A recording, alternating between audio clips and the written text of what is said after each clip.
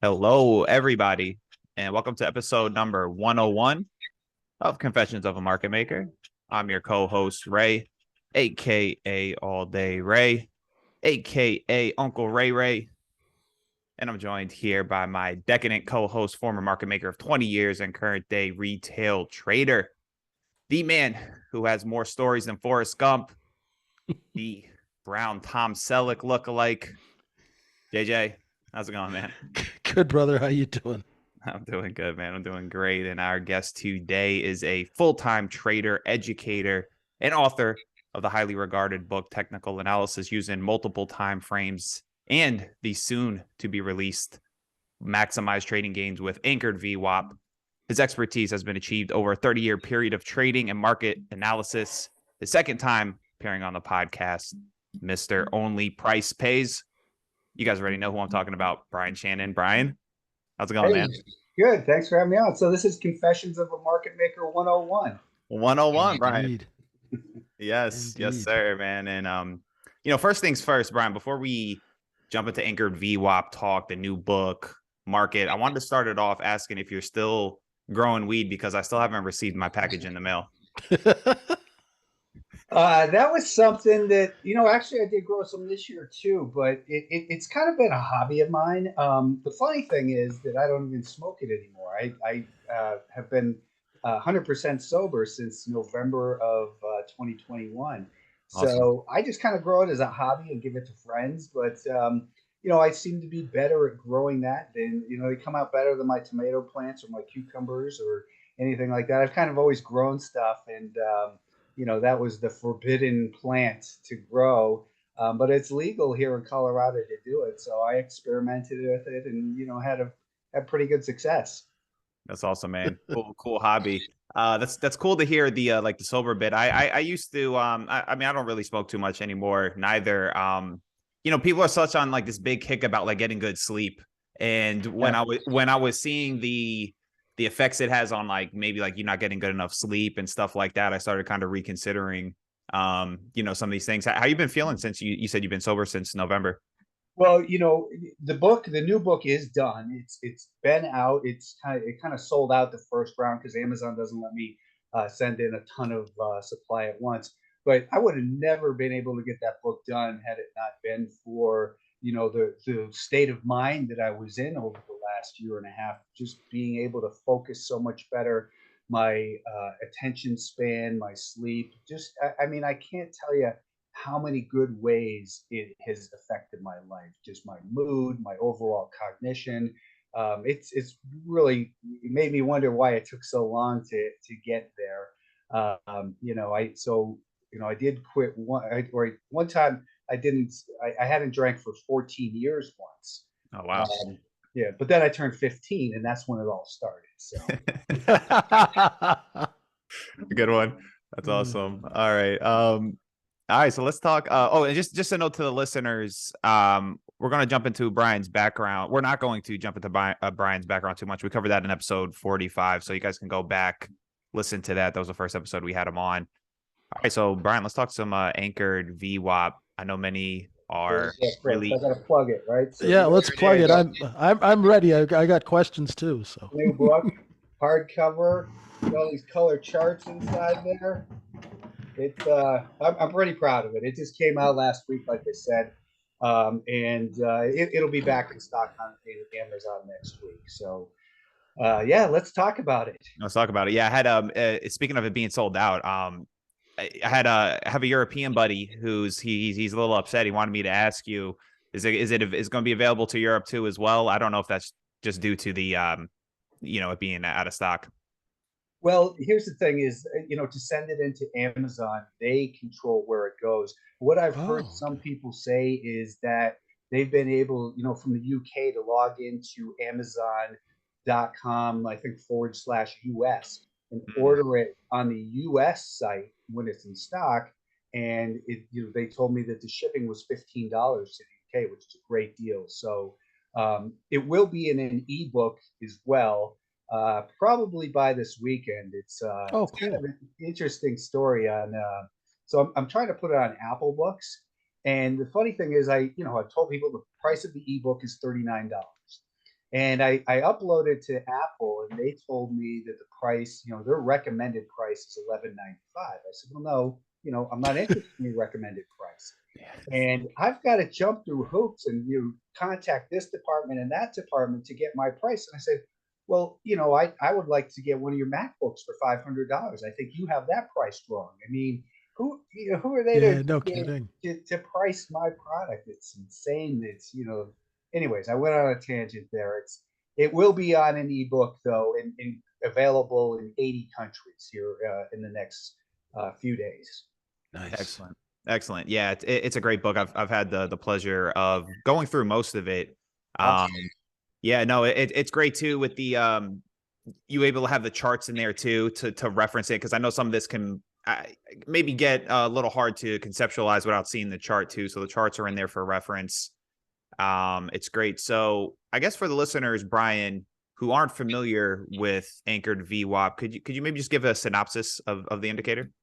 Sure. Well, the VWAP itself, volume weighted average price, is the price for one day. It's a cumulative volume weighted average price. So it takes every single trade into consideration and says, here's the average, the average price based on volume that the stock is traded at. It can be a lot different than a time-based one. But it was originally in 1988 invented to basically to determine whether a good execution was being made on behalf of institutions. So if you beat the VWAP for your customer, you did a good job. If you did worse than the volume weighted average price, it gave you a benchmark to compare to. Anyways, I started playing around with it in about 2003 and noticed I could kind of, put, start it on one day and, have like a 5-day chart. And then I had a horizontal chart, trend tool where I'd be able to draw the volume weighted average price. And I would just draw straight across, but it would go up and down. So it was actually calculating the volume weighted average price anchored to the beginning point. So the difference between VWAP, which is for one day, and the anchored VWAP is just the user chooses where to start it. There's nothing, nothing more complicated than that. So yesterday, when the Federal Reserve came out at 2:00 with their announcement, I put in, I anchor a volume weighted average price to that point. I'll anchor it to earnings reports, to significant highs and lows, to all kinds of news and just significant volume events in the market.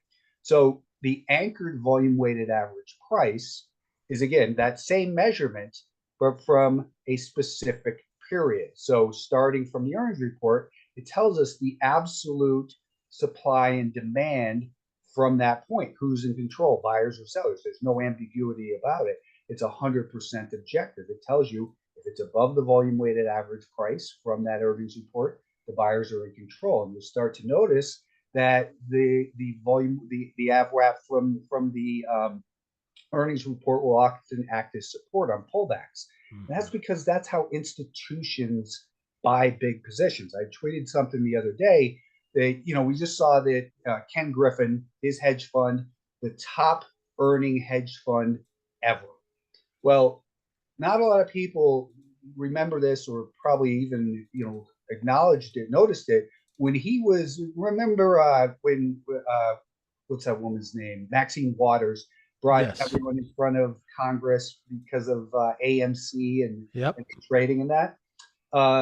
They interviewed Ken Griffin as well in their role, Citadel's role in what was going on, trying to get to the bottom, get some answers. And Ken Griffin said, listen, the majority of our orders are algorithm based. Most of those are based around volume average price orders.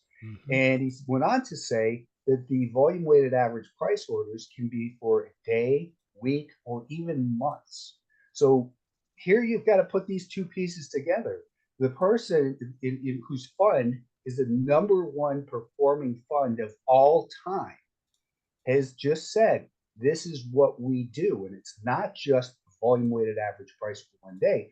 So it's from the earnings report. And you'll notice that as the stock pulls back to that volume weighted average price anchored to the beginning of the earnings, there's buyers in there. Well, that's because that's the way they trade and that's the way their programs are set. Yeah. Yeah, it's incredible. And I believe that's something you mentioned. You mentioned that in the section of the book how institutions use VWAP, Anchored Vwap. I think it's incredibly Oh, helpful because we generally want to be on the side, the same side as them on some of these plays, correct?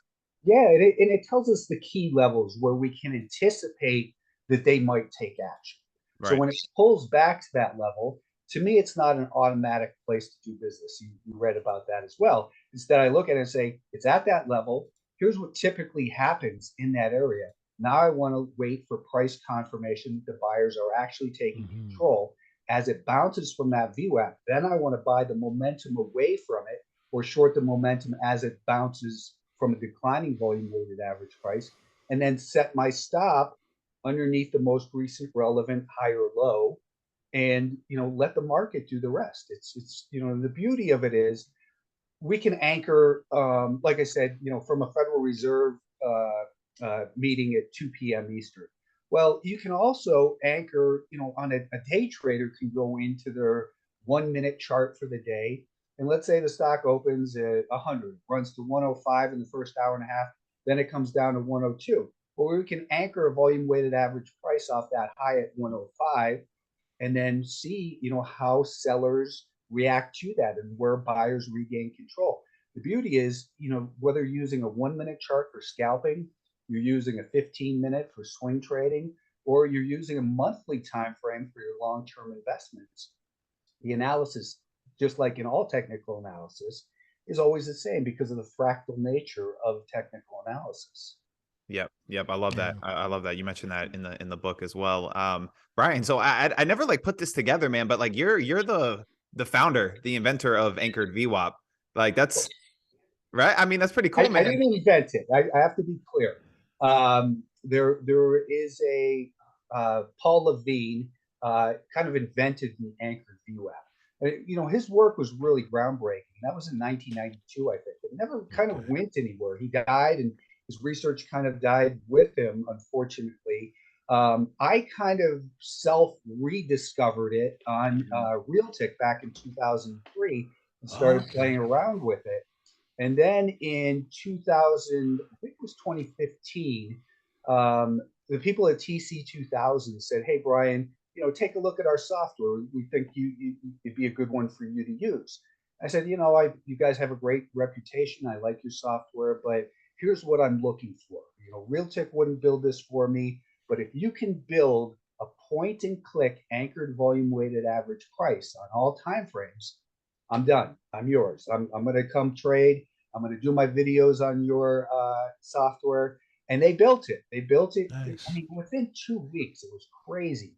And since then, I mean, it's really taken off. I've been tweeting nonstop about it for the last several years. Kind of built the whole, so I didn't invent it, but I certainly, it's the reason it's on TC 2000.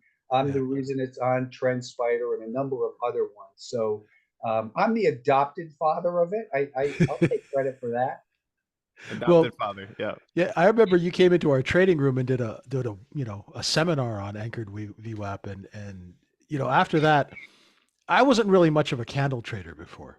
I was all structural with market profile, Right. and I gotta actually give you a little bit of the gears here because I started getting Anchored VWAP addiction, and I had I charts. remember. I had like 4 monitors just filled with candle charts, and I was like, okay, maybe I should buy more monitors. It got a little, it got a little carried away with it.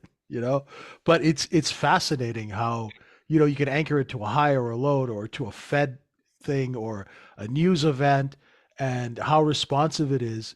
For those technical quick trades.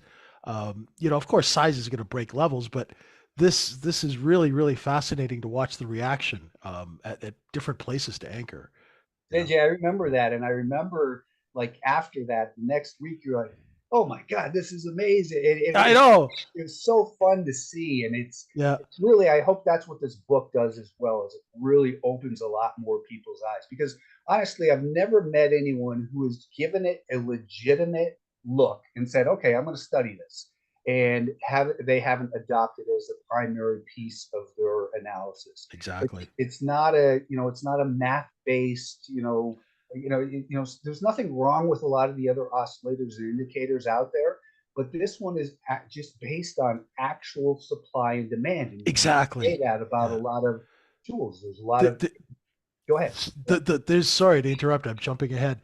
There's a beautiful simplicity to it, Yeah. because what I find in retail trading is people are looking at 200 different things, and that doesn't free up their mind to actually go and execute.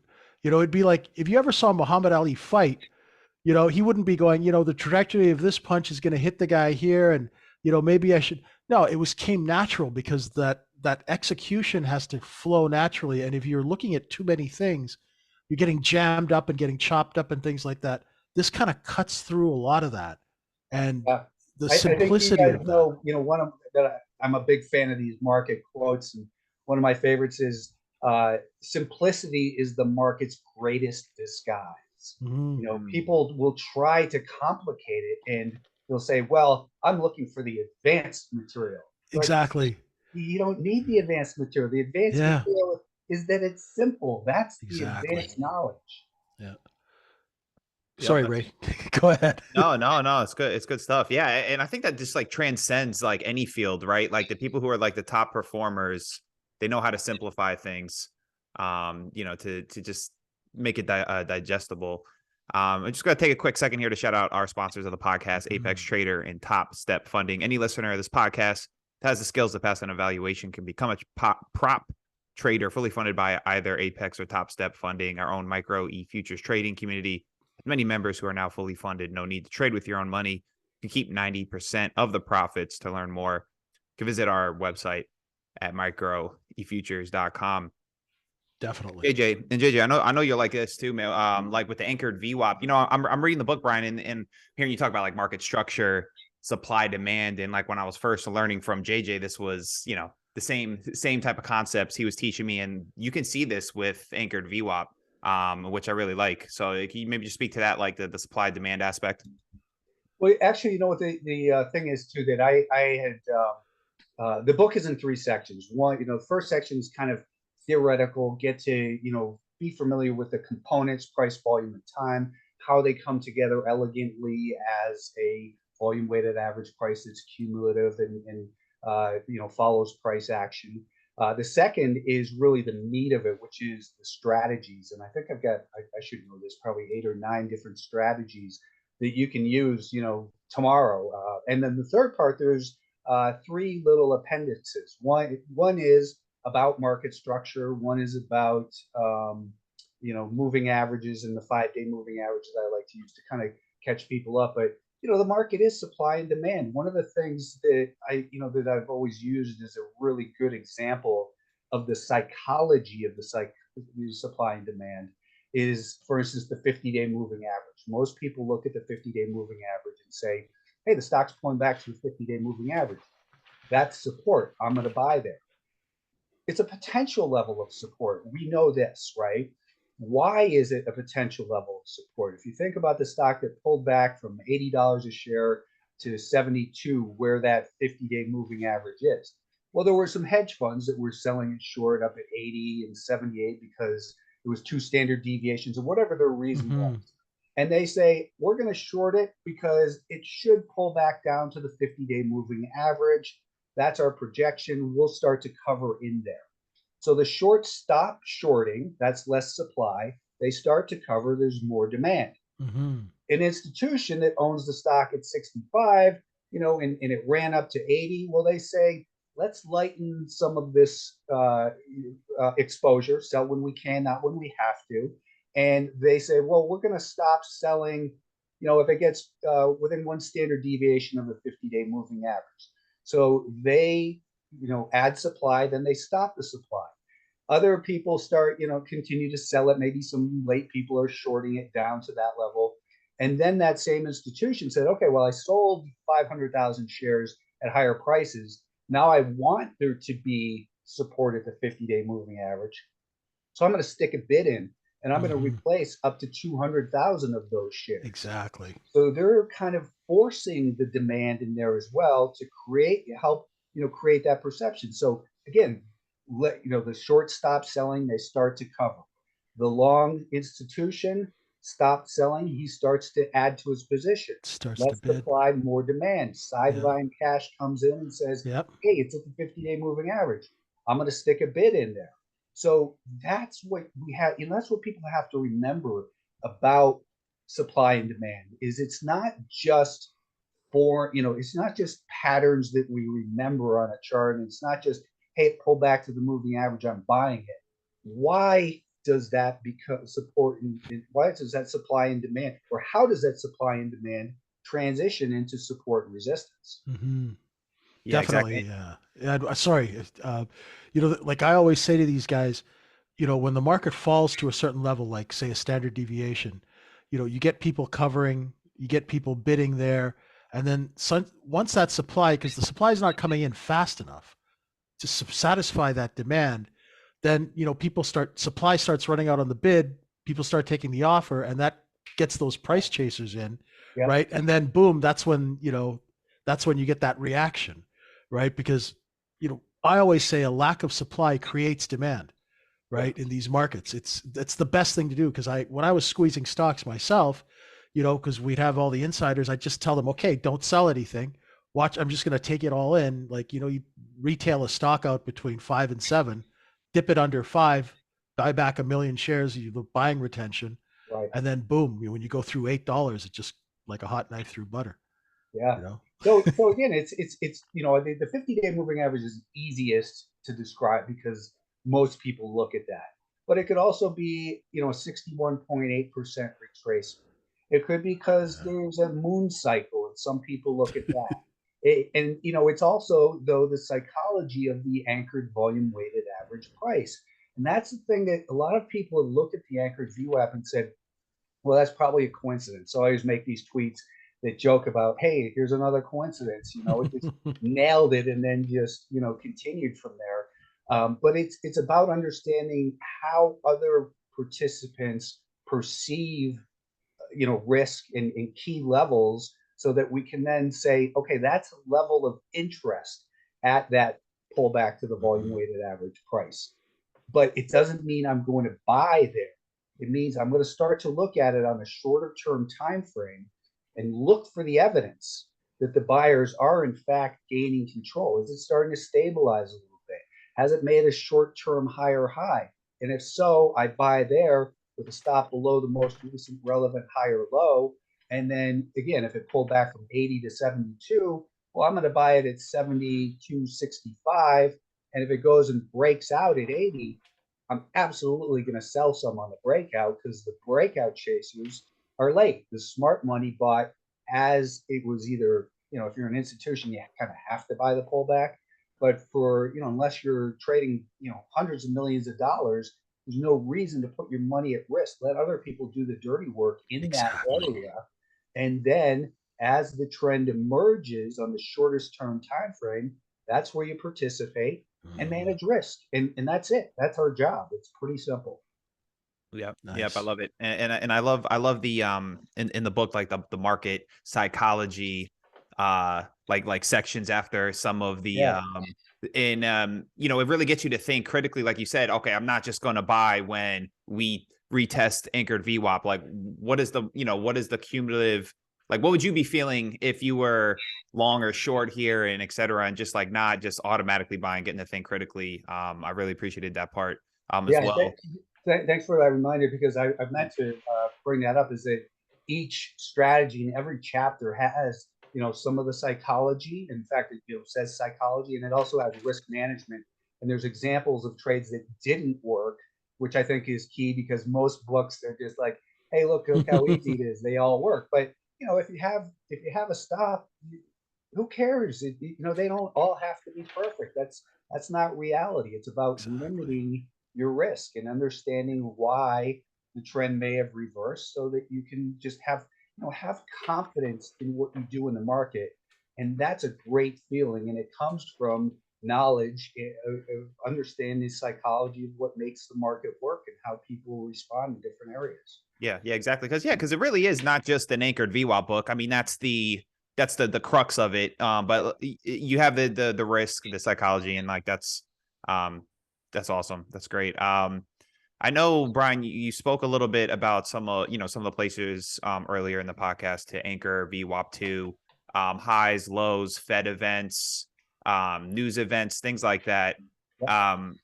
What what are some of maybe mistakes you see people make anchor into VWAP? Good question. I think a lot of people try to, kind of retrofit a VWAP. So in other words, they'll go back in time and they'll say, "Hey, look, it's at the anchored VWAP from February 16th of 2018." It's like, okay, but there was nothing significant there. All you did was take it and draw it back and show you what you wanted to see. So they're curve fitting their VWAP. It has to be from something significant. What we're trying to measure is crowd psychology from an event and how the market evolves from that event. So the trick is, some people say, well, I anchor it to where I bought. Well, that's your personal VWAP, and that's your, that's your most important price. That's your anchor point. You should be anchored mentally there. But to add a VWAP to that level, you're the only one who cares about that price. You want to be anchored to levels that have significance to the crowd. Exactly. Gaps, earnings reports, Fed, share buybacks, whatever, FTA announcements, earnings reports. Anything that causes really a supply and demand shock is really what measures it best. Where to anchor the best for value, to find the value from that event. Yep. Good. Something I've been incorporating, because I guess I kind of like, this is, something I guess you can notice, maybe like a pattern, or maybe I've seen it happen with like moving averages, or just VWAP itself, where you'll get price like kind of like consolidating, or you like to call it pinching, right? Like the pinch constant. Yeah. And I guess one, just maybe explain a little bit the pinch, because I found that very useful, and I find it useful in my own trading. I guess price kind of being trapped between two anchored VWAP points, and then either breaking above or below. I guess just speak to that. Yeah. So the pinch, really, what I mean by that is, let's say we have a stock in an uptrend, and we anchor it to the beginning of that uptrend from 3 months ago, and the stock in the last 3 months is pulled back to the anchored VWAP from that low maybe 3 times, and each time it bounces with a successive higher low. So that anchored VWAP off the low has been support. It rallied from 20 up to 45, pulled back and tested the anchored VWAP at 27, 32, and 42. And as it dropped from 45, let's say down to 43 and 42, it becomes apparent that high at 45, is something to measure risk against, and say, okay, maybe it's at 41 now, and we realize the high at 45 was significant. So we set an anchor to that, to say, what's the psychology of the average participant from that peak? How are they positioned? The average short from there is making money. The average long, since that event, is losing money. So what happens is the VWAP anchored to the low kind of comes up, and the one from the top comes down and presses on it. So it kind of ping pongs between the two of them. And you'll see that one off the top acts as supply, and that rallies are sold into it. Well, the range constricts, and we see a compression of energy. And a trend once established is more likely to continue than reverse. So we would be looking and saying, well, the primary trend is an uptrend. It's digesting that big rally from, what did I say, 20 to 45. Mm-hmm. It's turned sideways for the last 2.5 months within this pinch. It's neutralized. Now, if it can break beyond the VWAP anchored to that high at 45, it tells us that with 100% certainty, the buyers are in control from that point. The average short seller who's been involved from that high at 45 2 months ago is now losing money. Doesn't mean all of them, but the average. What's the crowd behavior, and how is the crowd positioned? So if the shorts are theoretically now underwater, well, they can potentially add demand to help squeeze, and the buyers are back in control. we've rid the sellers of the market, and now it's in strong hands that wants to hold. So the next move out of there is more likely to continue. It doesn't always. I put a couple failed pinches in there. And again, that's always why risk management is emphasized in every single trade. Yep, absolutely. That's definitely one of my favorite concepts from the book. Brian, a lot of people, they, you know, kind of like to the points, you know, we've been talking about, they'll treat like the moving averages or VWAP as kind of like similar, but there is a difference, right? And you do talk about it in the book, where having the volume weight is very important, and it kind of keeps it more up to date, whereas the moving averages can be a little bit lagging. Could you just talk a little bit about that? Yeah, so there's nothing wrong with moving averages. What we have to realize though is, why do moving averages work? And it's because of the psychology around it. There's no magic to 20 days, 50 days, 200 days. That's just what the market has agreed upon over the years, and that's what everyone teaches. That's what everyone learns. That's what everyone responds to. So these are somewhat arbitrary times. So the 50-day moving average, why is that popular instead of, let's say, a 63-day moving average, which is how many days are in a quarter, which is more important. Anyways, the market agreed that 50 days was important. So I still want to, keep an eye on that. But what's most important is from an event, not just a random time-based thing, but since that earnings report, who has control, buyers or sellers? Now, maybe the volume weighted average price from the gap will also be found near the 20-day moving average, and that finds support. So anytime we have a confluence of technical indicators, we have the volume weighted average price. It's pulled back to the volume weighted average price from the IPO, let's say. It's pulled back to the 20-day moving average in that same area. And it's also a 61.8% retracement of the most recent rally. Well, you're going to have people coming to the same conclusion in the same area. Just like we spoke about the 50-day moving average, there'll be people that say, hey, I'm going to start buying at the 61.8% retracement. I'm going to start covering my short at the 61.8% retracement. I'm going to stop selling at the 61.8% retracement. So there's a group of people, long, shorts, and in cash, coming to the same conclusion at 61.8% that level is important. But at the same time, because the 20-day moving average is there, we have, again, long, shorts, and cash coming to the same conclusion in the same area.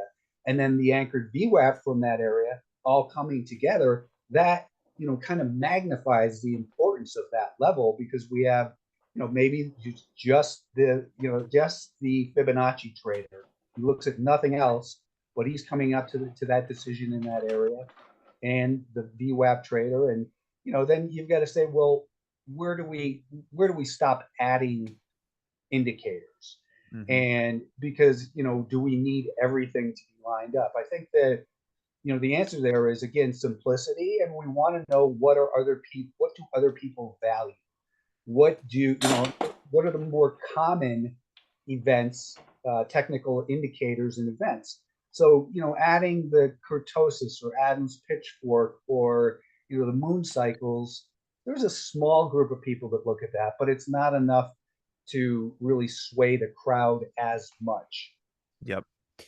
Yeah. Just jump in. That I always say, like, you always want to look where size is transacting, right? Yep. I mean, that's what we care about, right? Because size is what moves price, right? So Yep. that totally makes sense. It's, the more people are transacting, there's more size there. Yep. And the greater, the price has memory, as they say. Yeah. And the greater the price turnover in that area, the greater significance it has to more people. So again, that's why we want to anchor from high volume events, and especially when there was a supply demand shock that might have caused a gap, or just a breakout, or a recent significant turning point, either a local high or a low. So those are all kind of tie together, JJ, with that in terms of where to anchor, and most important, why to anchor in those areas. Yeah, and that's what I really appreciate about the way you teach and the way that you explain things, is that you give this like a real world, like what's really happening, like the real world mechanics of what's actually happening, which helps people really understand, because when you're just looking at a chart, you have, especially if they haven't worked in the business, they don't know what the transactions are that it's creating the chart. And the way that you explain things really helps bring light to that. I think that's wonderful. Thank you. I try to do that because most people are like, well, I look for cups and handles. Okay, why do you look for cups and Yeah. handles? What does that represent? Well, you had a stock hit 40, it pulled back to 30, it hit 40 again, and then it pulled back to 35 and it hit 40 again. Well, the buyers became more aggressive. They didn't wait for 30, they took control at 35. They hit, now the distance between those tests of 40 is shorter. It means not only getting more aggressive price wise with a higher low, but they're getting more aggressive time wise, because the first test was 8 weeks, and the cup, and now the handle is 3 weeks. Well, they're getting more aggressive time wise, so it's more likely that they're overwhelming that source of supply at $40 per share, and then it's going to break through. So Mhm. it's always about understanding psychology. It's so much more important than just being a monkey and memorizing, patterns. It's true, because when I first started retail trading, I was looking at these. I bought this book, and it was like all these patterns. It was thick like a Bible, and I was like, I'm never going to be able to do this. Right. Heads and shoulders and cups and raccoons holding flags and bears holding. I was like, oh man, this is not going to work. I just couldn't memorize it all, right?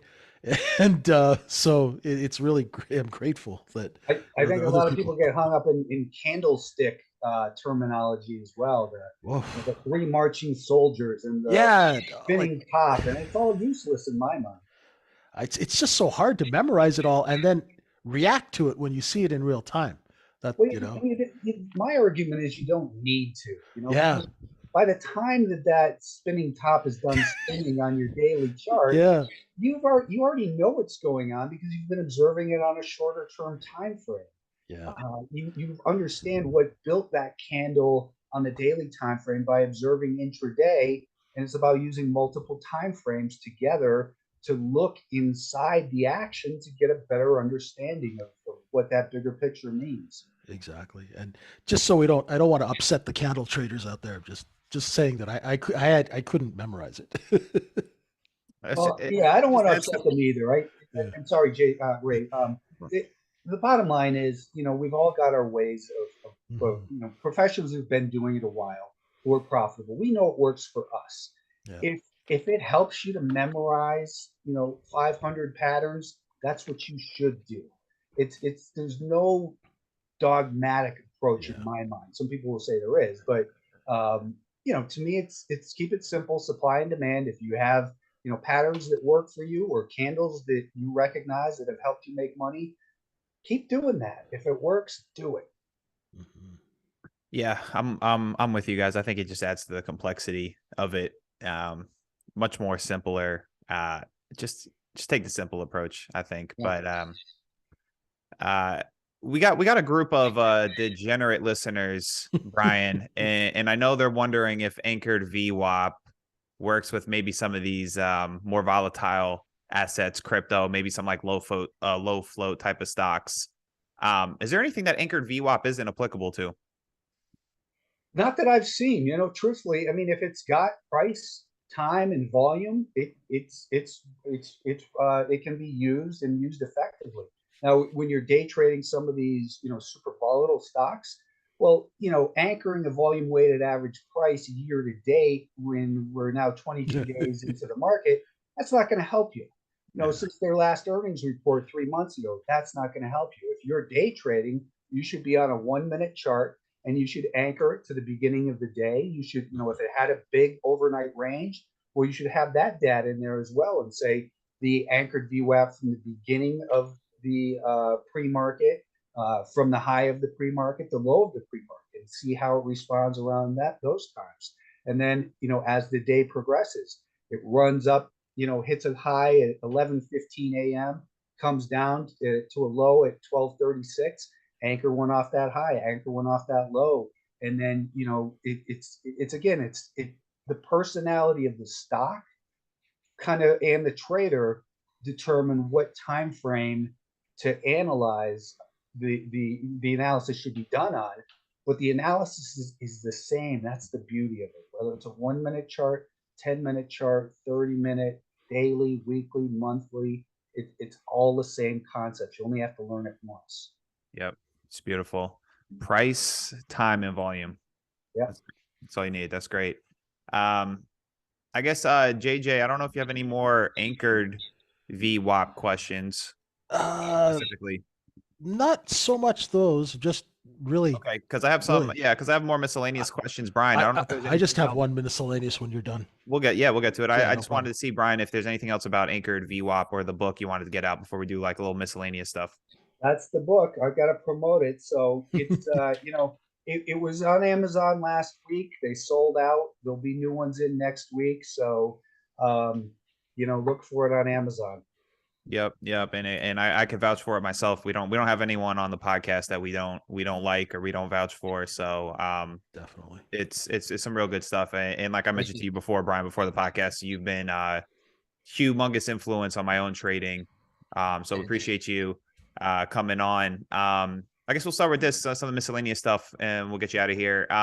We've seen some nice moves here in the market recently. What are you seeing from the charts? Well, you know, it's funny today, right now, the NASDAQ is at the anchored volume weighted average price. It's at 311 basically. It's right at the anchored VWAP from last year, the high of 2023, and the COVID low. So, you know, we've seen this rally from 260 to 310, 50 points. You know, that's close to 20% in just a month and a half. So it's getting extended. This is a likely area for it to kind of settle down. I'd love to see it pull back, you know, see that 200-day moving average flatten out in the next week and a half or two. But you know, this has been a huge rally. Protect your gains. Don't chase things. It could be setting up for a better than expected year.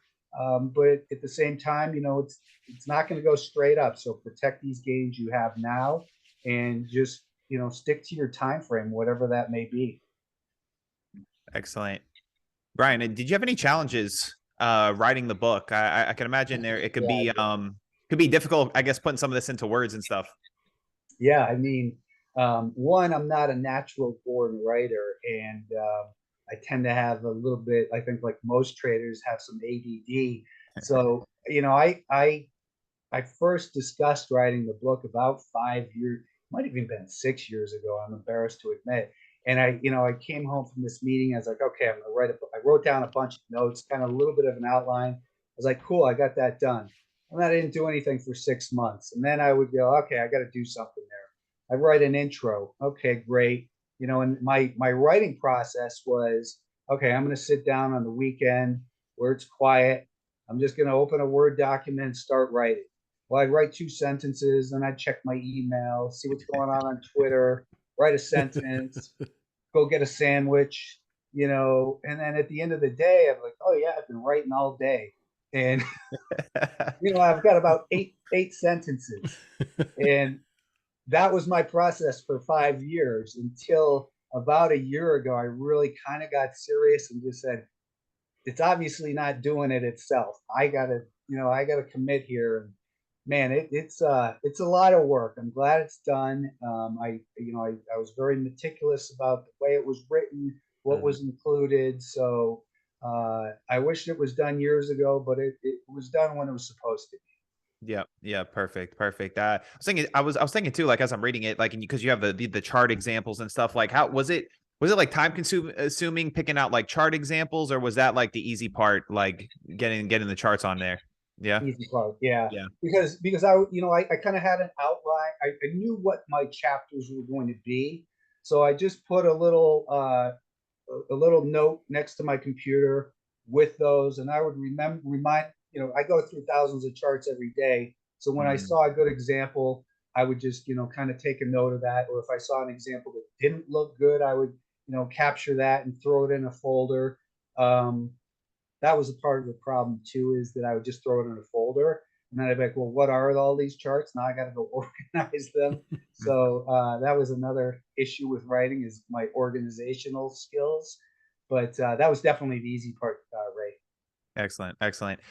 You speaking of, you talk about looking at thousands of charts a day. Are you someone who goes manually through the market and like getting repetition that way, or do you use any type of scanning like criteria, things like that to help you scan the market? It's all manual. So on the weekends, I go through my master list, which is about 2,000. You know, I go through that. It sounds like a lot, and I mean it is, but I've been doing it 30 plus years, so I can get through that list in about 2 hours. And what I do is I just write down what might be of interest for the week ahead. So I kind of look at the chart not just for what it is, but maybe it had a rally, and I think, well, it could pull back Monday, Tuesday, go sideways Wednesday. This might be a good candidate on Thursday. I'll make a note of that, and then I'll look for the ones that are actionable on Monday. So I get that master list of 2,000 down to about 250, 300. I know I'm not going to trade those 250, 300, but I look at those every single day. I have market leaders in there, stocks in play, and then just pure technical setups. And my process is I've got a weekly chart up there. A daily is 65, a 30-minute, a 10-minute, and a 2-minute.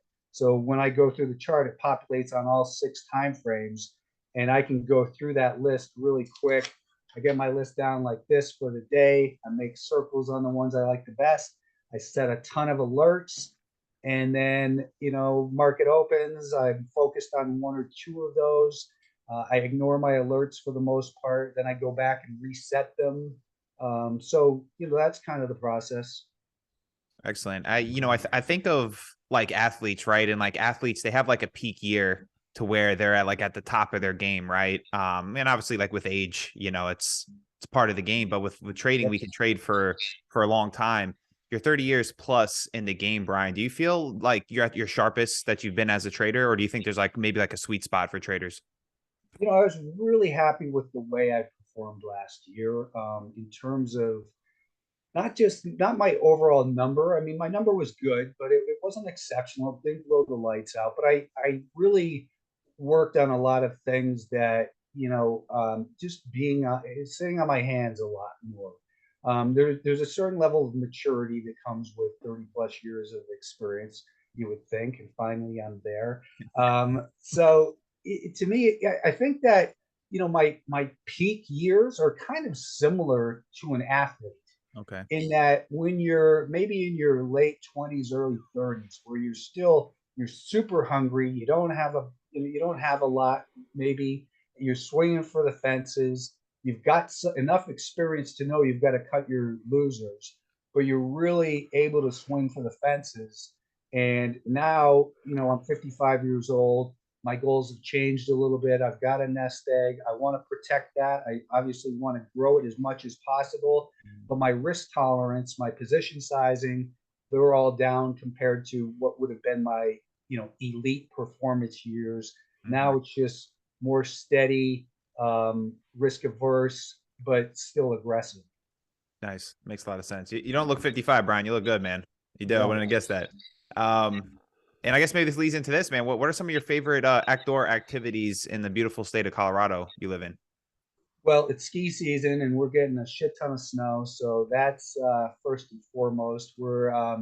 I got into backcountry skiing a lot last year, and I've got a avalanche class coming up, I think next weekend, so I can be safe in the backcountry. And that's just you going up hills, great exercise. There's no crowds, the lift lines, and that sort of thing. I'm a swimmer. I used to run, but my body is broken from running. Anything outdoors, just hiking. I do a lot of hiking with the family and that sort of thing.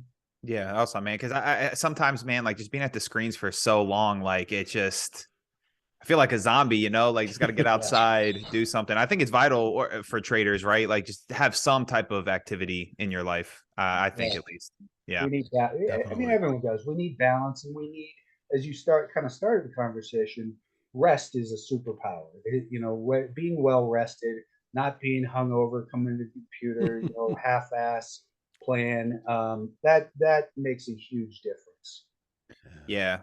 Yeah. Yep. Actually, I've been trying to, the rest bit, trying to take that so much more serious. You know, as I, you know, am here in my 30s now, and I'm like, all right, I want to age gracefully now. I'm starting to think about these things. You know what I mean? You Yeah, can't That's just good. absolutely. That's smart. yeah.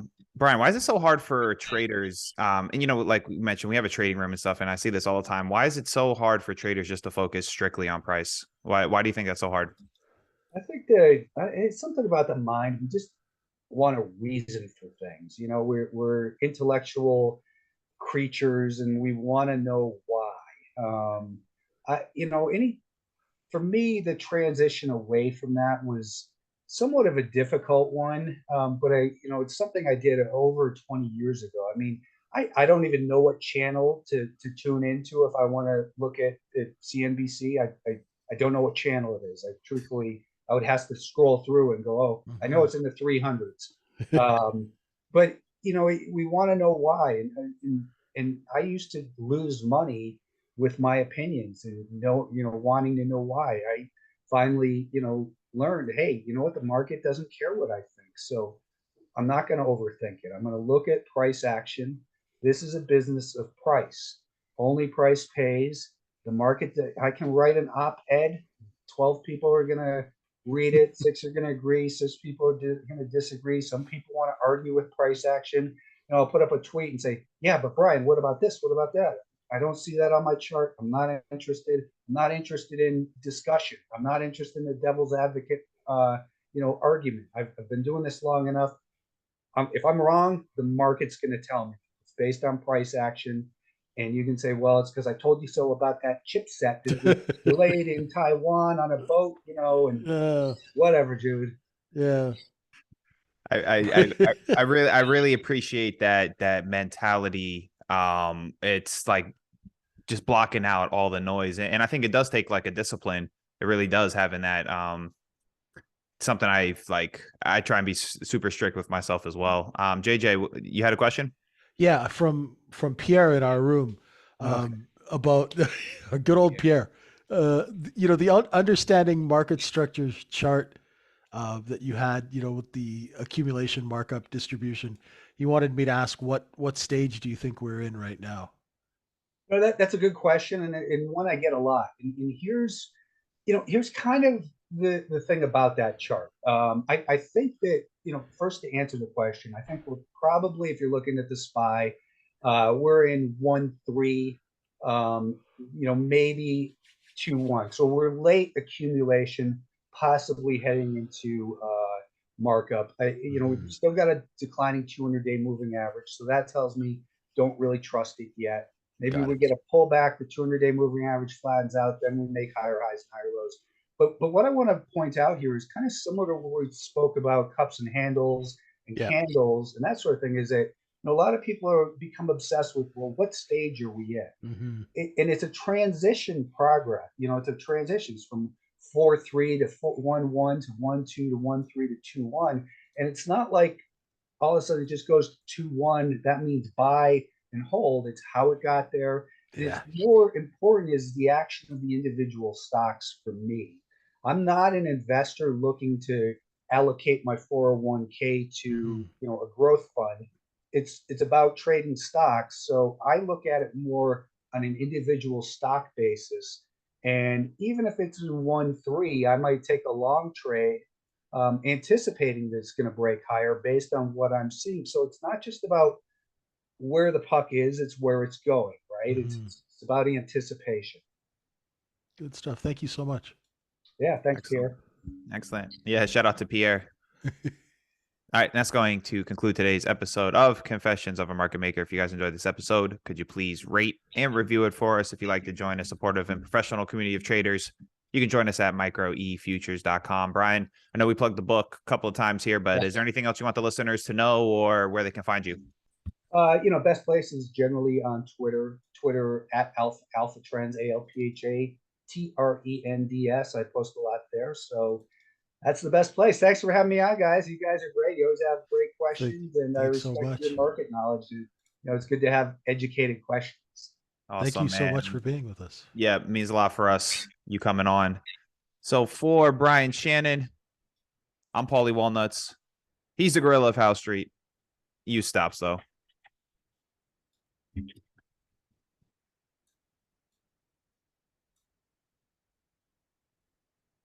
clear? We good?